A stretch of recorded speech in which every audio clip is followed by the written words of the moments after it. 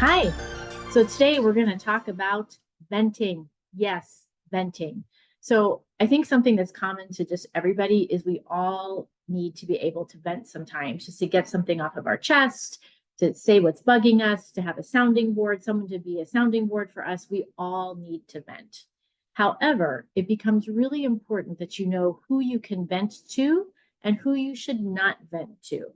So if you want to think about where you are, wherever you are in your organization or your profession, it is usually unwise to vent up.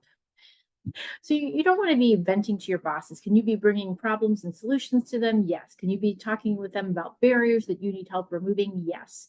But these are all different conversations and there are different ways to have those. You don't want any of that to come across as venting. Then if you're in your job or in your institution, if for those of you who are in academia, there's the venting to peers. I think you actually have to be pretty careful when you're venting to peers as well. Now, why is that? Because we tend to kind of get into a certain mind gel. What do you call that? I'm blanking on the word, right? But it's where everybody kind of starts thinking the same way. And so have you ever been in a meeting and then someone says something and everybody's, yeah, it kind of jumps on and the meeting can take a very positive turn or a very negative turn. So the same thing is when you're venting with peers, which is obviously very common because you have shared experiences, you have common bosses, you have common coworkers, you know each other about each other's families. So it becomes a very kind of safe place to vent. But you do have to be careful because you don't want to get into the situation where if you're venting because you're upset about something where it might become something that kind of takes over, permeates the culture. And we know that's not healthy or good. So yes, we've got peers we can work with, but do we really want to vent to them all the time? Probably not. You don't want to vent down because if you're venting down and to your direct reports or to those who work for you, you want to be setting a very positive example. And again, being honest and open communication with them about maybe things that are not going so well or that need to happen or things that are affecting you is important. But again, I would say that is different from just kind of sheer venting. So the question comes in is, who do you vent to? So I would say that sometimes I have found that the safest people to vent to are people who are outside of your organization. So maybe they're at a different, for those of us who are in academics, a different academic institution that are kind of at our level. And so they are peers.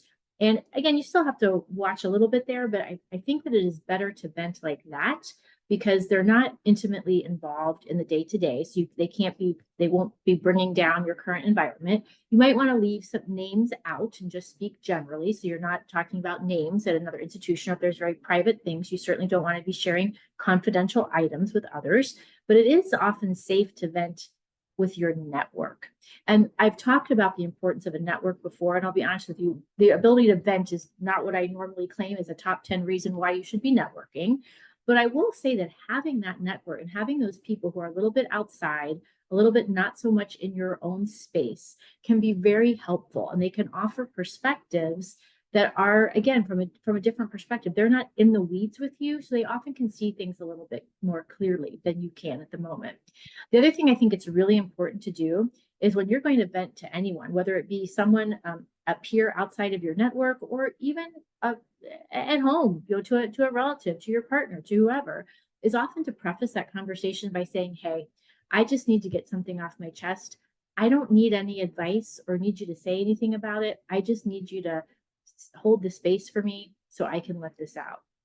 Or you can say, I'm going to vent about something. I'm going to have a couple questions afterwards that I'd really love your help with.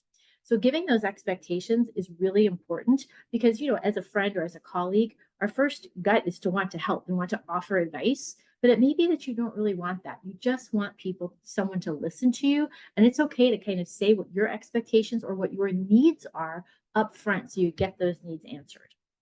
So let's summarize up. Venting. We all need to vent. That's for sure. Who do you vent to? Important. Not up, not down, maybe not even sideways at your own place of work. But that's another benefit of having a network.